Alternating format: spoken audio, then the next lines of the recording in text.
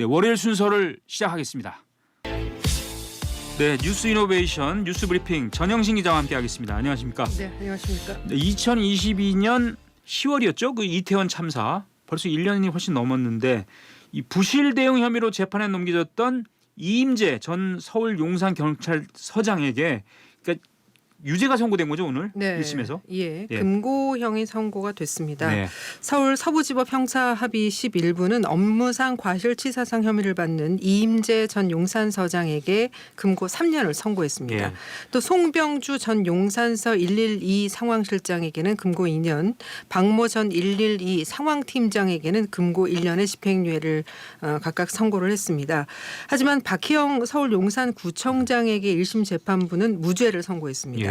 또 함께 재판에 넘겨졌던 유승재 전 용산구 부구청장 등 용산구청 관계자 4명 전원도 무죄가 선고됐습니다. 1심 재판부는 박희영 용산구청장을 포함한 구청 직원들에 대해 형사적 책임을 물어야 할 업무상 과실이 있다고 보기 어렵다고 선고 이유를 밝혔습니다. 예. 재판부는 자치구를 관할하는 행정기관에서 사전에 특정 장소로의 대규모 인파 유입을 통제 차단하거나 밀집한 군중을 분산 해산할 권한을 부여하고 있는 수권 규정이 존재한다고 보기 어렵다 이렇게 설명을 했습니다. 예. 이 금고라는 건 참고로 수감되는 거는 징역형과 마찬가지인데 그렇죠. 강제 노역은 안 한다 뭐 이런 건가. 그 다음 단계의 처벌입니다. 네. 자, 트로트 가수 김호중 씨 음주 뺑소니로 재판에 넘겨져 있는데 말이죠. 마지막 공판이 오늘 있었습니까? 그렇습니다. 오늘 결심 공판이 서울중앙지법에서 있었는데요. 김호중 씨 최후 진술을 통해서 선처를 호소했습니다. 피해자께 죄송하고 반성하겠다. 현재 이 시간까지 와보니 더더욱 그날의 선택이 후회된다라면서 10번 잘하는 삶보다 같은 실수를 반복하지 않는 삶을 살아가려 노력하겠다. 정신 차리고 똑바로 살겠다. 이렇게 말을 했습니다. 앞서 검찰은 조직적 사법방해 행위로 국민적 공분을 일으킨 점을 고려해달라면서 김 씨에게 징역 3년 6개월을 선고해달라고 재판부에 요청했습니다. 예. 또 김 씨의 음주 사고를 은폐하는 데 관여한 혐의로 함께 기소된 이광득 생각엔터테인먼트 대표와 전모 본부장에게 각각 징역 3년을, 김 씨의 매니저 장모 씨에게는 징역 1년을 구형했습니다. 김 씨는 지난 5월 9일 밤 11시 45분쯤 서울 강남 압구정로에서 술을 마시고 차를 몰다가 중앙선을 침범해 반대편 도로에 있던 택시와 충돌한 뒤 달아났고 매니저에게 대신 자수시킨 혐의로 구속 기소됐습니다. 네. 자, 끝으로 말이죠. 이 야당 주도로 국회를 통과한 그 쌍특검법 그리고 지역화폐법에 대해 정부가 그러니까 대통령 제2호권 그러니까 거부권을 건의한 거죠? 그렇죠. 한덕수 총리 주재로 오늘 국무회의가 열려서 이같이 의결을 했습니다. 야당 주도로 국회를 통과한 쌍특검법과 지역화폐법에 대해서 위헌성이 있다는 게 정부 판단인데요. 윤석열 대통령이 이들 3개 법안에 대해서 또다시 거부권을 행사하면 취임 이후 거부권을 행사한 법안은 24건으로 늘어나게 됩니다. 쌍특검법 중에 체해병특검법은 해병대 채모 해병의 사망 원인을 조사하는 과정에 외압이 있었는지를 수사하라는 거고 네. 김건희 여사 특검법은 김 여사가 연루됐다는 의혹을 받고 있는 도이치모터스 주가 조작 의혹을 비롯해 8가지 의혹이 수사 대상입니다.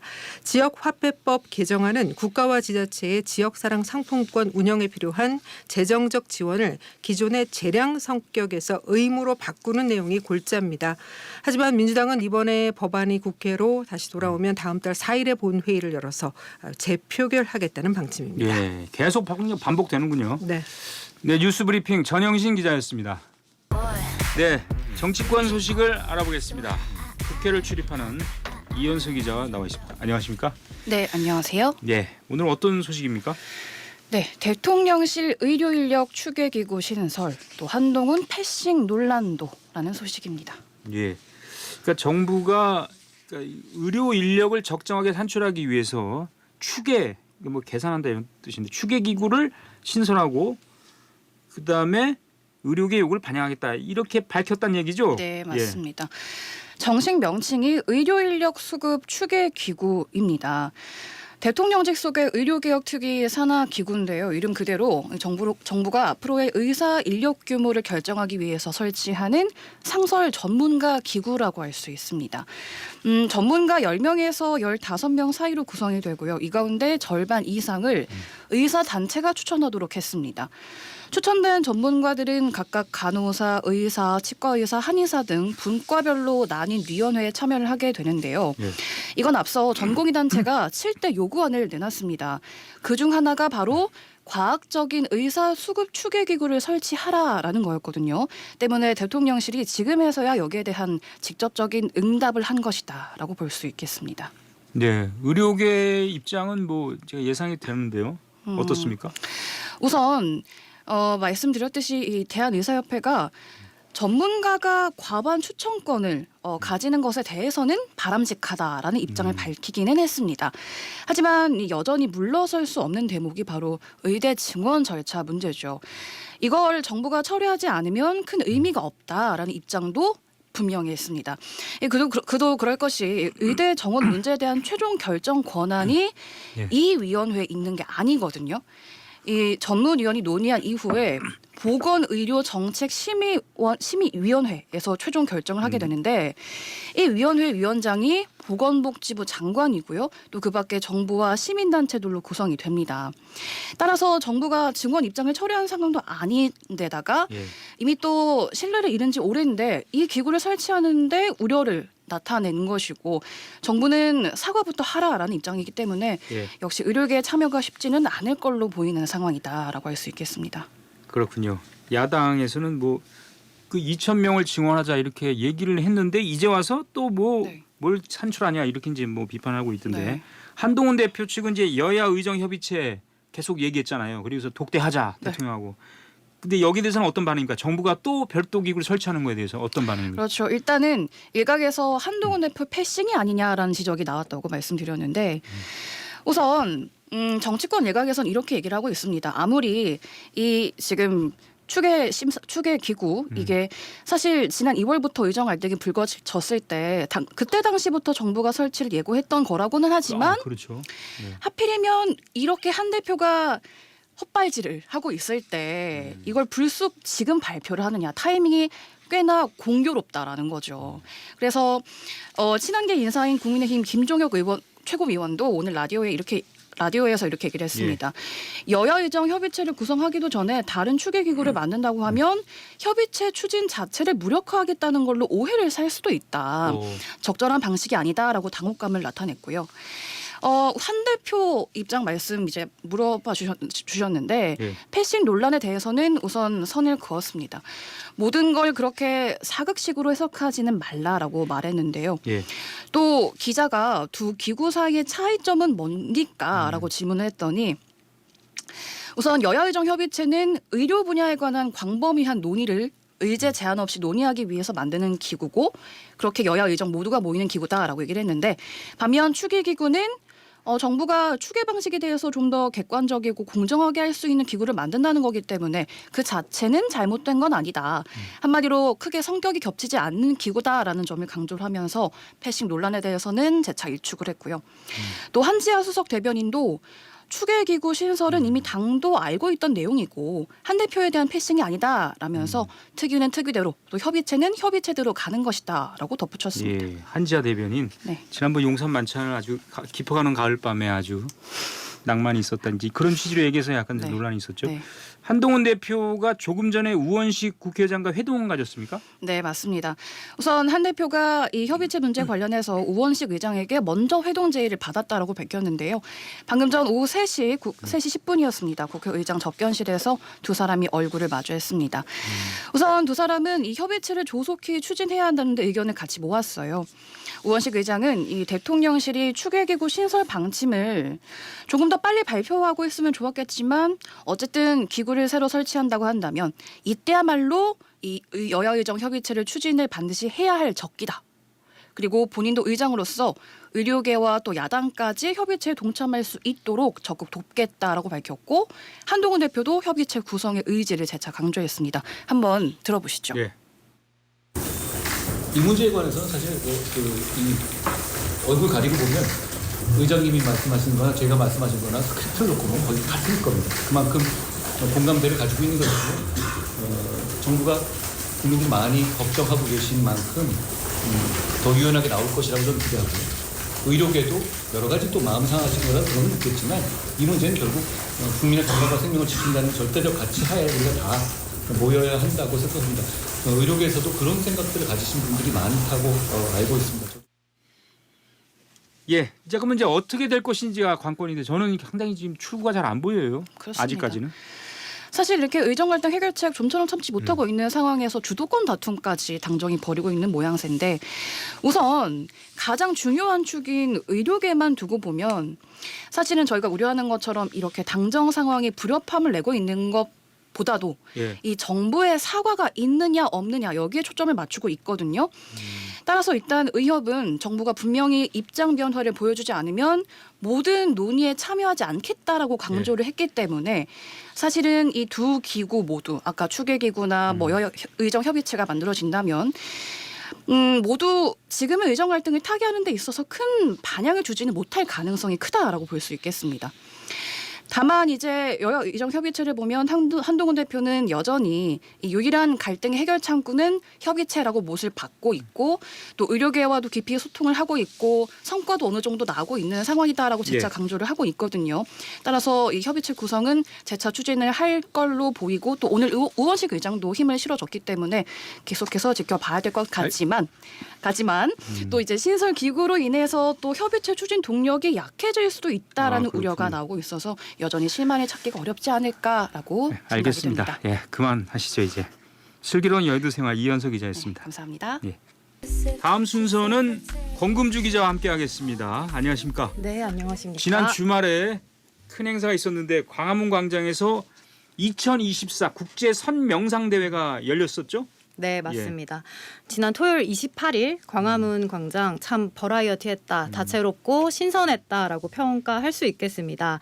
낮에는 이 싱잉볼 소리 배경으로 3만여 명이 5분 멈춤 선명상을 함께 했고요. 또 밤에는 흥이 넘치는 무대와 공연으로 이 에너지를 발산을 했습니다. 조계종이 2024 불교도 대법회 국제 선명상 대회를 열면서 이 진풍경이 펼쳐졌는데요. 예. 불자들부터 시민들, 외국인까지 아주 다양한 사람들이 모였습니다. 네, 총무장 진우순을 비롯해서 국내외 명상 지도자들이 광화문 광장에 다 함께 같이 5분 동안 네. 그죠? 네. 세상이 멈췄어요. 그렇죠. 세상이 멈췄죠. 그 선명상 필요성을 지속적으로 강조해 왔습니다. 진우 스님은. 그래서 이 진우 스님 비롯해서 금강 스님, 명상 전문가 금강 스님의 해설과 뭐 일수 스님, 또 세계적인 명상 전문가 로시조안 할리펙스, 또 징메 림포체 스님 등이 함께 특설 무대에 올라서 명상을 했고요.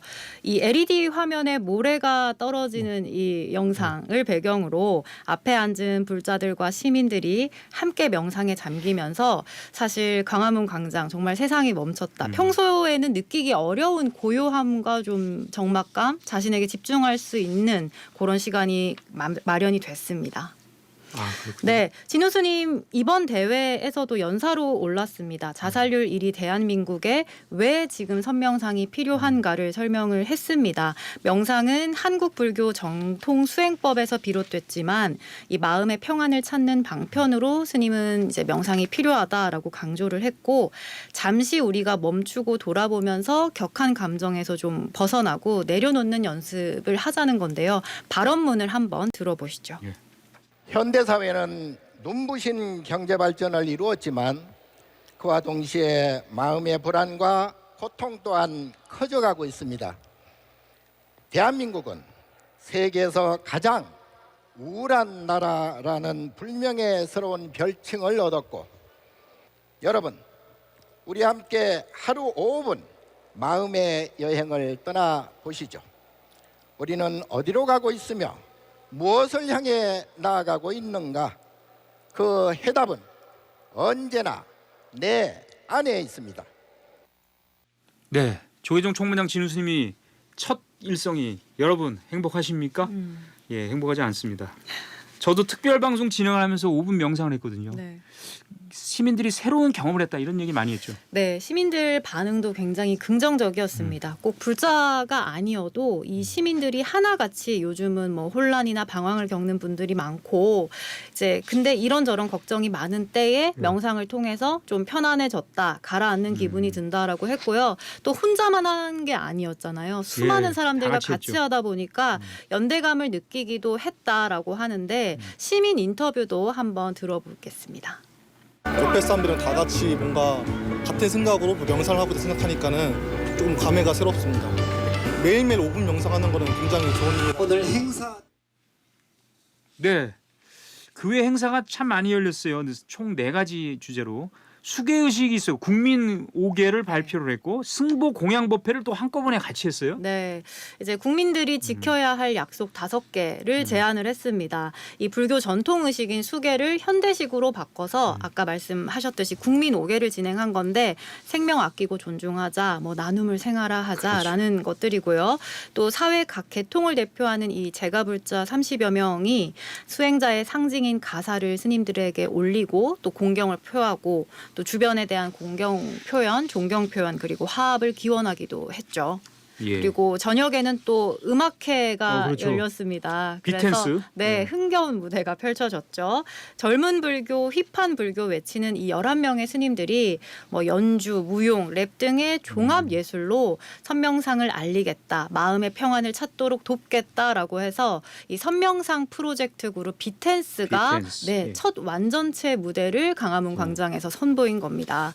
그 이제 플루트 연주를 기원 스님이 하시고 또 태극권을 추는 도국 스님, 예. 노래하는 반야 스님 등 이 11명의 재능 있는 스님들이 나와서 반응이 굉장히 좋았습니다. 알겠습니다. 이 기원 스님 얘기는 나중에 한번 확인해 보고요. 불자 시민들이 저녁 늦게까지 저도 늦게까지 있었습니다. 네. 그 옆에 예, 그렇게 붐볐죠? 네, 그 음악회 선명상 대회가 끝나고 음악회까지는 사실 시간의 공백이 조금 있었어요. 그런데도 이제 사람들이 빠져나갈 줄 알았는데 오히려 관객들이 더 많이 모였습니다. 이제 시민들 인터뷰를 좀 해봤더니 네. 하나같이 불교 콘텐츠가 이렇게 재밌고 신선하고 이게 불교 행사가 맞을까요? 라고 오히려 저한테 물어봤거든요. 그래서 그만큼 다채롭고 재밌다라고 말을 많이 하셨는데 시민 인터뷰를 마지막으로 한 번만 듣겠습니다. 예. 되게 불자 신자인데 약간 뭐랄까 불교 같지 않은 그런 틀에 박힌 무대가 아니라 되게 신선한 무대들을 많이 준비를 해주셔서 다양한 공연을 볼 수 있어서 너무 좋은 것 같아요. 네. 한국 불교의 전통 수행법 가나선을 이제 뭐 어렵게 생각하니까 이제 좀 보다 쉽게 시민들에게 다가가기 위한 그런 네. 취지로 행사가 열린 거 아니겠습니까? 네, 현대식으로 네. 그리고 요즘 사람들의 입맛에 입맛과 그리고 요즘 사람들의 소통 방식, 말로 이렇게 변형을 해서 우리가 좀 대중화하자라는 겁니다. 근데 사람들이 뭐 어렵게 생각하지 않고 그 자체로 강화문 광장이 5분을 딱 멈추고 명상, 예. 자신에게 집중할 수 있는 시간 자체를 마련한 것에서도 굉장히 큰 의미가 있습니다. 알겠습니다. 5분이 아니라 뭐 50분이라도 필요하면 멈춰야 된다 이런 생각이 듭니다. 권금주 기자였습니다. 네, 감사합니다. 네, 자 문화청학동 순서입니다. 세첸 코리아 대표로 티베트 불교를 널리 알리고 있는 용수 스님의 수행 이야기를 오늘 소개한다고 하는데요. 김봉래 기자 나와 있습니다. 안녕하십니까? 네, 반갑습니다. 용수 스님 직접 만나보셨죠? 네, 그렇습니다. 예. 얼마 전에 또 일간지도 용수 스님 기사가 크게 난 걸 제가 봤거든요. 예, 그 죽음과 관련한 내용이 좀 주목을 받지 않았나요? 그렇습니다. 이 스님이 이제 그 이혼한 아버지를 따라서 네. 9살 때 이제 미국으로 이민을 갑니다. 근데 마침 이제 정착한 곳이 몰몬교의 이 본산이 있는 그 유타주였어요. 예. 그래서 우연치 않게 이제 몰몬교를 믿게 됐는데 아무래도 인생의 이 의문 같은 것들이 이제 풀리지 않게 돼가지고 이제 고생을 하다가 대학 시절에 이 달라이라마의 강연을 듣게 됩니다. 그래서 네. 거기서 그런 문제들이 좀 풀려서 티베트 불교에 귀의하고 출가까지 하게 됐죠. 예. 그리고 이제 15년 전에 우리 한국에 들어와서 이제는 이제 티베트 불교를 이제 선양하고 있습니다. 근데 이제 말씀하셨듯이 기사에도 이제 나와 있지만은 예. 그 집안을 이끄셨던 부친이 예. 스스로 생을 그 버리시면서 예.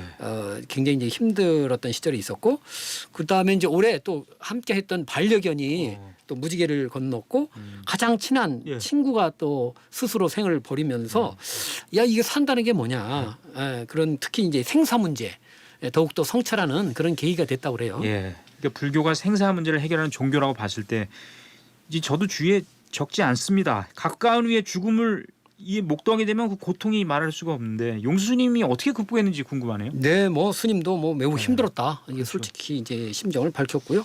많이 흔들렸다. 그다음에 멍할 수밖에 없더라. 네. 그래서 이제 진행해야 할 일정들 뭐 취소하기도 하고. 그래서 이제 충구개혁에서 헤어나오는데 이제 시간이 걸렸는데 그래도 남들보다는 그래도 좀 빠르게 일상 복귀가 가능했다 이렇게 말씀을 했고요. 다만 이제 그런 상황이 오히려 자신의 이 수행자로서 이 발심을 더 새롭게 하고 또 정진하는 계기가 됐다고 합니다. 용수 스님의 얘기 들어보시겠습니다. 처음에는 수행도 생각도 못하고 그냥 굉장히 힘들기만 하고 아프고 슬프고 허전하고 미안하고 아쉽고 이런 게 이제 굉장히 압도적으로 느껴지고 그래도 다행히 그게 오래가지 않았고 그런 받아들이는 과정에서 이제 그 좀 삶의 그런 덧없는 그런 본질을 조금 이렇게 체험할 수 있었습니다. 일단 다른 이렇게 힘들어하는 다른 분들에 대한 그러한 이제 공감이 생긴 거죠. 그래서 이제 더 쉽게 그분들의 아픔을 알고 또 좀 뭐라고 하지 공감하고 또 이렇게 좀 위로도 해줄 수 있고 또 좀 어떤 방법도 조금 이렇게 너무 오래 이렇게 힘들지 않도록 방법도 제안할 수도 있고요. 예. 네, 우리가 이제 죽음을 평소에는 이제 가까이 생각 안 하기 때문에 목전에만 우리가 주의를 두고 있는 것 같아요, 항상. 그래서 항상 이 메멘토 모리, 인디안 메멘토 속담이 모리. 있지 않습니까? 예. 죽음을 잊지 마라 하는 거니까 그렇게 못해서 우리가 이제 탐진치에 이게 휩싸이고 다투게 되는 거죠. 그래서 부처님은 이런 중생의 이 어리석은 현실을 화택에 비유를 했죠. 네. 그러니까 불난 집에서 노는데 정신이 팔린 그런 아이. 법화경에서 그래서 이 방편을 써서 이러한 불난 집에서 빠져나오도록 하는 것이 불보살님의 역할이다. 네. 이렇게 보면 되겠습니다. 불난집의 비유 참 리얼하다 이런 생각이 드는데 용수 스님이 티베트 불교를 지금 어떻게 선양하고 있습니까? 예, 스님은 이제 세첸 코리아 법당을 이제 서울 광화문 근처에 두고 법문, 상담, 또 SNS 활동 등 아주 왕성하게 전법을 하고 있는데 지금 이제 2024 국제 선명상 대회가 진행되고 있지 그렇죠. 않습니까? 여기에 참석 중인 이 티베트 불교 선지식 2명도 초청해서 법석을 마련합니다. 그래서 징멜 림포체 2일 날 저녁 7시, 툭텐 진빨 림포체 3일 오후 2시인데 스님은 늘 이렇게 겸손과 친절을 덕목으로 해서 사람들을 대하려 노력을 하는데 그렇게 하는 것이 스스로에게도 큰 공부가 된다고 말하고 있습니다. 들어보시겠습니다. 이제 사람들하고 어울리면 꼭 일어나는 일이 있어요. 그게 뭔지 아세요? 뭘까요? 마음이 올라와요. 업이 올라와요. 부딪히지는 않는데 부딪힐 때까지는 아니에요. 근데 마음이 올라오고 인색한 마음, 좁은 마음, 미움, 실증, 뭐 집착, 뭐 이런 게 올라와요. 그래서 이제 마음 공부할 수 있는 정말 아주 적합한 그런 이제 조건이 되는 거예요. 그게 환경이 되는 거예요. 그게 이제 명상 여행도 그렇고 뭐 집중 수행도 그렇고 뭐 이렇게 다니면서 하는 게 네, 국내에 그 다양한 불교 전통이 들어와 있지 않습니까? 네. 남방 불교도 있고 티베트 불교도 있는데 티베트 불교의 강점을 어떻게 봐야 됩니까? 일단은 한마디로 아주 체계적입니다. 보통 이제 교종이 있고 선종이 있다고 할 때 티베트 불교는 이런 선과 교를 회통한 그런 이제 체계적인 수행을 하고 있다, 훈련을 하고 있다 이렇게 보시면 되겠습니다. 용수 스님의 얘기 들어보시겠습니다. 티베트 불교는 이제 체계적인 수행을 굉장히 강요해요. 특히 이제 기초 수행을 되게 강조하고 예, 그래서 이제 이런 선수행 같은 선수행이든 뭐 족첸 수행이든 가장 높은 수행이거든요. 그래서 이제 이 수행은 이 체계의 마지막 단계에서 하거든요. 그래서 이 수행을 하기 위해서 선수행을 하기 위해서 족첸 수행은 다 그게 하고 싶어하는 수행이죠. 하지만 이렇게 이렇게 너무 높은 수행이다 보니까 이렇게 이 공덕이 필요하고 또 기반이 필요하고 기초가 필요하고 이렇게 이제 기초를 닦고 또 보리심 수행을 통하여 공덕을 쌓고 아, 그런 점에서 우리가 배울 점이 많겠네요. 그렇습니다. 뭐 티베트 불교를 대표하는 달라이라마 늘 나의 종교는 친절이다 이렇게 얘기하지 않습니까? 그렇죠. 그래서 이런 그 수행자들의 어떤 친근함 또 미소 뭐 이런 것들이 어떤 우리들을 이렇게 자비의 물로 적셔 주면서 같이 이렇게 함께 정진할 수 있는 그런 힘을 제공하는 것 같습니다. 그래서 한 방에 뭘 그 해결하는 길을 찾기보다는 차차 이렇게 바탕으로 노력하는 정진이 중요하다. 그런 점 되새겨 봅니다. 알겠습니다. 문화청학동 김봉래 기자였습니다.